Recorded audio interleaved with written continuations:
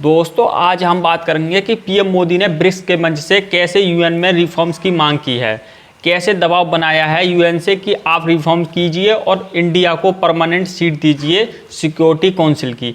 दोस्तों आज जानेंगे क्यों ज़रूरी है भारत के लिए यूएन में सिक्योरिटी काउंसिल की परमानेंट सीट, इससे भारत का कितना बेनिफिट होगा और क्यों ये 5 देश जो स्थायी मेंबर हैं यूएन सिक्योरिटी काउंसिल की ये भारत को क्यों नहीं देना चाहते, इसके बारे में विस्तार से जानेंगे।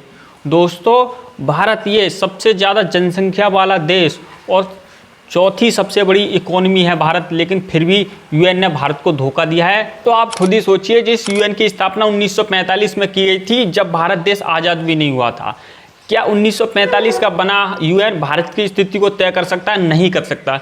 ये बहुत बड़ी आवाज़ उठाइए यूएन से कि आप रिफॉर्म कीजिए।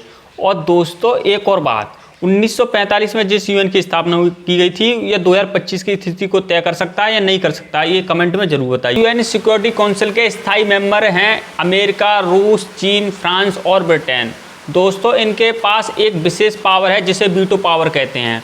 दोस्तों इन देशों ने अगर किसी देश पर भी हमला कर दिया और पूरी दुनिया इन देशों के खिलाफ हो जाए, फिर भी ये वीटो पावर से अपने देश पर आंच नहीं आने देंगे, इतनी पावर होती है वीटो पावर में। दोस्तों अगर भारत को वीटो पावर मिल जाता है तो भारत किसी भी आतंकवादी को डायरेक्ट मार सकता है।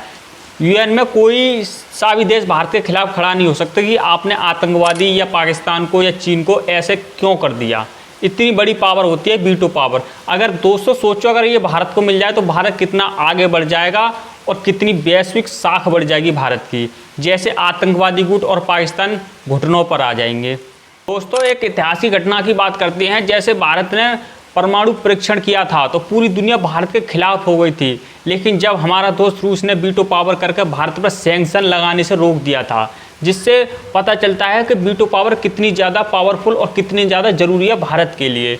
रूस ने भारत के लिए कई बार वीटो पावर किया है, लेकिन अब वो समय आ चुका है कि भारत को भी अपना वीटो पावर और यूएन में सिक्योरिटी काउंसिल की सीट चाहिए। हमें रूस के भरोसे नहीं बैठना चाहिए। तो दोस्तों भारत ने 50 से ज़्यादा देशों में अपनी सेनाएं भेजी हैं यूएन के जरिए पीस कीपिंग फोर्स मिशन के लिए। दोस्तों भारत सबसे ज़्यादा सेना भेजने वाला एकमात्र देश है। ये आंकड़ा इतना ज़्यादा है कि सुनकर आप चौंक जाएंगे। 2,30,000 से भी ज़्यादा सैनिक भारत अभी तक भेज चुका है और करोड़ों रुपए खर्च कर चुका है। तो यूएन में भारत अपनी परमानेंट सीट ही नहीं मांगता, ग्लोबल साउथ के कई देशों के लिए आवाज़ उठा रहा है। जैसे ब्राज़ील हो, अफ्रीका और लैटिन अमेरिका में भारत यूएन से स्थायी सीट की मांग करता है।